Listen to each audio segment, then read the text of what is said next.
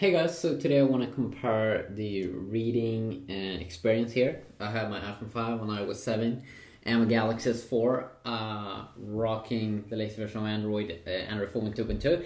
Even though that doesn't really matter that much in this video, because what we will be checking out is the Amazon Kindle app. If you don't know what app that is, it's a very cool app.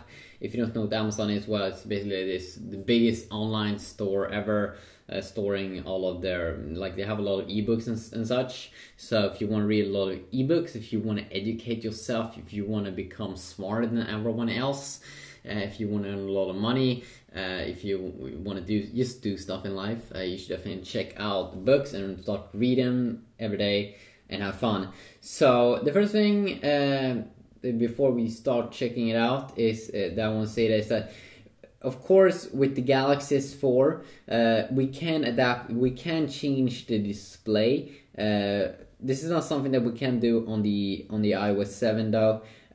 We can change different screen modes, which you can play around with. I have Adapt Display on right now that should adapt the display to the best environment that it's in, or the best app that's at the moment. But then it also has different like professional photo, movie that you can play around with. Dynamic also. I'm just gonna put dynamic display in this video.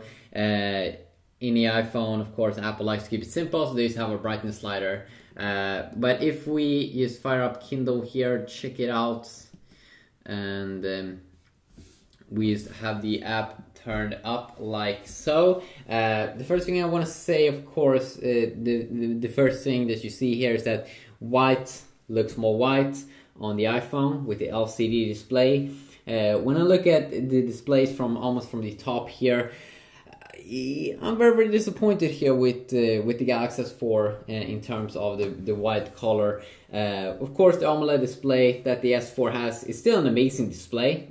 Still my favorite display ever, because in terms of a lot of different colors, when you have red, black, and green, and all of those colors, they look more colorful and stuff on an AMOLED display. That's why I do enjoy it more. People have been also wondering, like, yes, you get a higher resolution screen here on the Galaxy S4, but will it really make a difference in terms of reading? Well, the only thing that it will be different in terms of reading is that we will have a bigger screen. We have a bigger screen here, a 5-inch display here, and a 4-inch display on the iPhone. And that's, of course, most of the times, if you have the same screen, or if you have the same text size, you will see a little bit more text here on the Galaxy S4.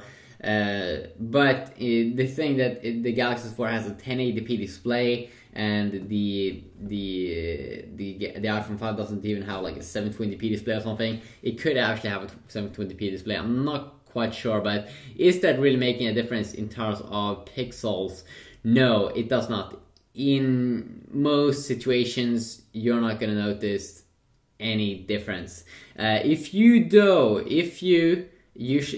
read text that's extremely small, you will probably, and also in general, you'll probably also see the text might be a little bit more crisp on the Galaxy S4, but it's not going to be a major difference here. The first thing I can see here also is that when I go to the smallest text as possible here, I can see I can go even smaller here on the iPhone 5, which is pretty funny. So you can see there extremely small text, and it still looks very clear, because you have 300 pixels per inch or something, while you get around 400 pixels per inch on the S4. So you can probably see that it's maybe a little bit more crisp here. Let's see if we can zoom in also.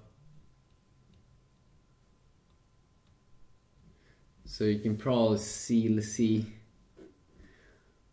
that we are at the smallest text size on both these two, but of course they are different apps.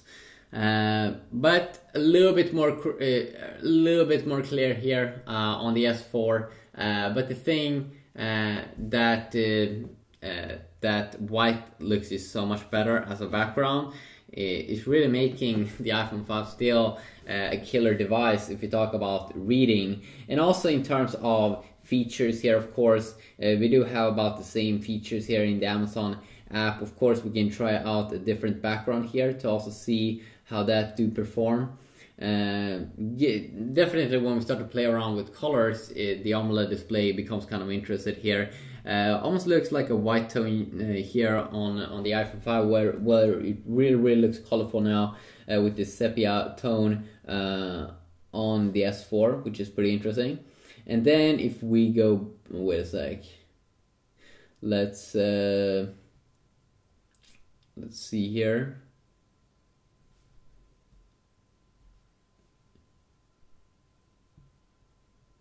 Whoa, why did the text go black?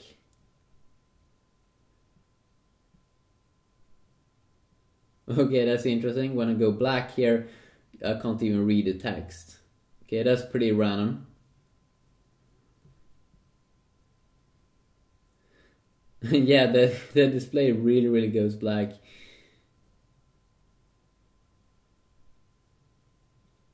Okay, that's quite interesting. I'm not sure why it feels like a glitch or something, that it should not be like so. I mean, why would you want to have a full black display? It's kind of retarded. Let's see here also if we can check out some other features.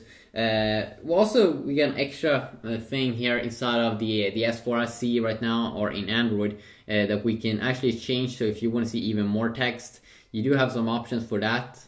Now of course it doesn't seem like you get that in the iPhone 5, but you do get spacing here, which is pretty good. Let's see here if we can go to yeah, we have the tightest spacing here. We have that also on the iPhone, and then also to display the most text here. You can see though that I can also change the font here on the iPhone, which is a little bit cool. You can play around with that, but you can see here that even though the display is much bigger here on the S4, you probably won't see that much more text, because you can go even smaller with on the iPhone. So it really comes down to what you do prefer. If the black mode would work in reading mode, that would be pretty interesting, because usually black should look pretty insane here on the S4, but it doesn't seem to be working super awesome. But yeah, a quick little look here. Just you decide a winner. I don't want to decide a winner. I don't want to decide a winner. But have a good day.